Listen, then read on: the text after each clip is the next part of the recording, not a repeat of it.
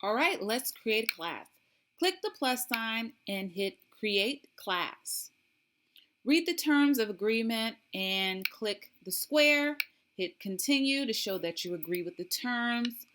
Now let's create a name for our brand new Google Classroom.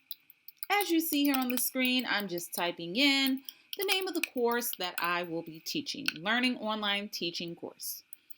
If your class has a section, put your section name, your section number, write down the subject of your course. That way students will know, is it biology, is it chemistry, is it physics?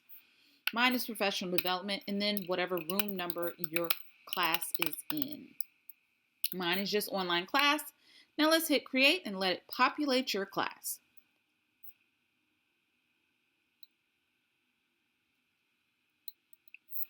All right, you'll see this is your brand new class that you created. Now where it says class code, click that square and this is your class's code. Hit copy invite link and then that square again and it blows up your class code full screen. Hit classwork. This is where you can create an assignment. Very simple. Hit people. And this is another place where you can enroll students. Hit invite. You can either click on that code and email it to students, or you can type in students' email addresses and then hit invite, and it will personally send each student that you add this way an invite to the class. Once they click on that link, it will automatically join them. Hit grades, and this is where any assignments or assessments you have uploaded, you can add the grades to the gradebook for students to see. Select theme.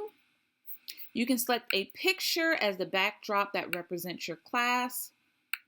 I'm just scrolling through so you can see the various different options. And of course, I'm going to choose one that will represent this professional development course. And select it.